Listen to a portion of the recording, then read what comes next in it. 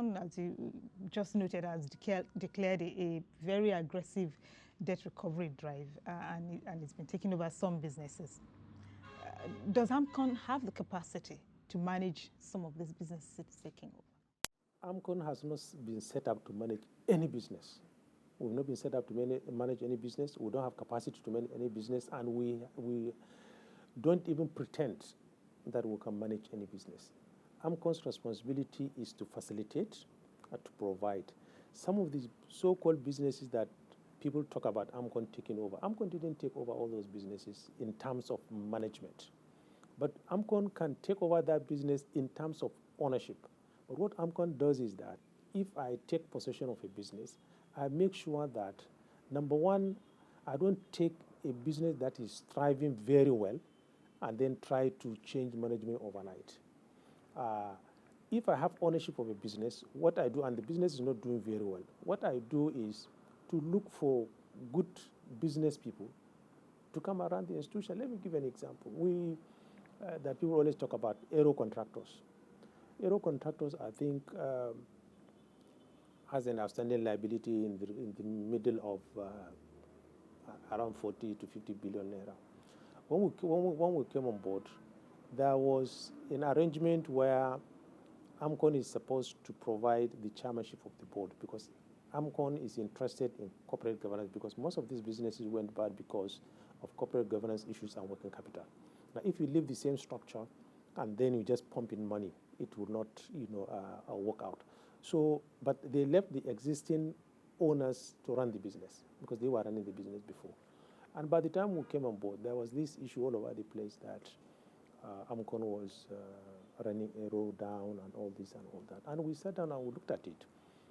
And truly, from a fleet of more than 10 aircrafts, at the stage we came on board, the fleet was almost depleted to around 2 aircrafts. And because Aero is one of the strongest and most safety-conscious airline in the country, they don't operate any aircraft unless they are 100% sure that the aircraft is doing very well. We said, okay, if we sit and we allow the situation to continue as it is continuing, it's going to create a lot of problem, because obviously Aero will go out of existence. So we said, okay, what do we do? We said, okay, why don't we look for the best managers around that have managed airlines? For many bad debts, we find that there's usually insider collusion. Unsecured loans, big loans that are given without proportionate collaterals, for example. Are we doing enough to fish out these fifth columnists and punishing them? Fishing out those people it happens through the process of recovery.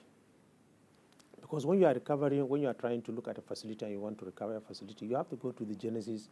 What caused this problem? Is it insider related? Is it abuse of process? And what has really gone wrong? We don't spend quite a lot of time in finding what has actually gone wrong. What we try to do is, what should we do to recover this money? Now, in the process of that, we can now identify those elements that are responsible for making the facility go bad.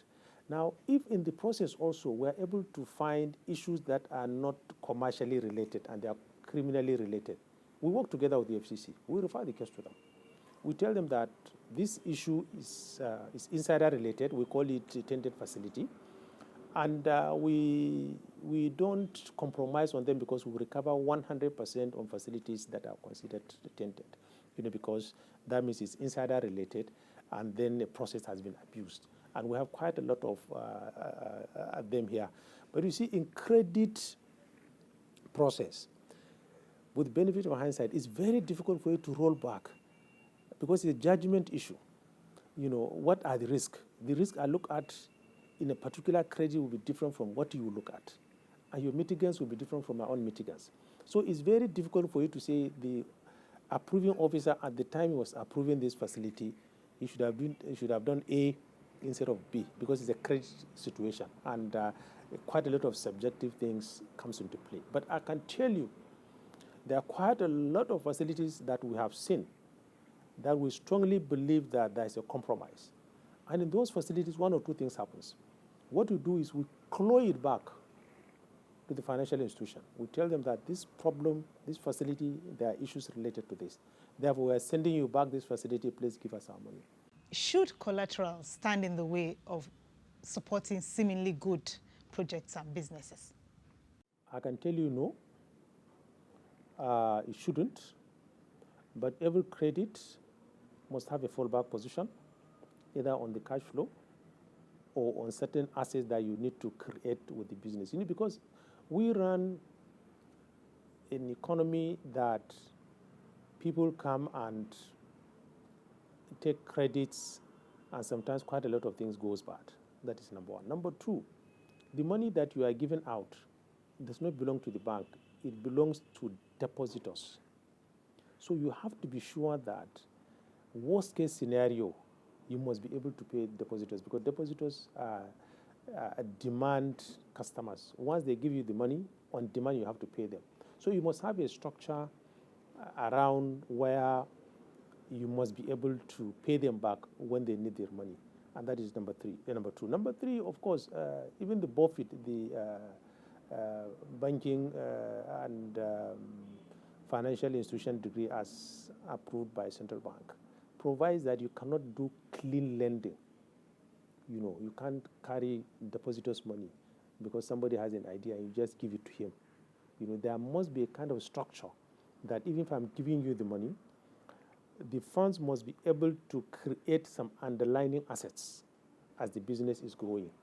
So security is not a fundamental requirement for credit, but it also serves as a buffer and is also a regulatory thing to meet some of the requirements. So in case something goes bad, because you are not doing collateral lending per se, you are lending for the business, but in case something goes bad, where do we fall back? And I think everywhere in the world, there is a certain level of credits that they will require some form of collateral, to support, the facility. So it's a fine line to thread. It's a a very fine line to trade. Yes, you can't, because there are quite a lot of, I can tell you, there are quite a lot of credits, even in Nigeria, that they are structured in such a way that as the obligo, you don't have to bring a physical security, to be able to, access those credits.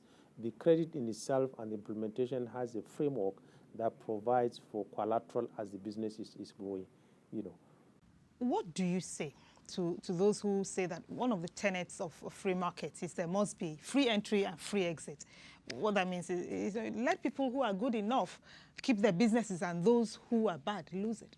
I agree. I'm a proponent of that. I believe, even some of the interventions today, if you say that people you should carry public money and put in financial institutions, again, for me as a person, I feel we shouldn't do that.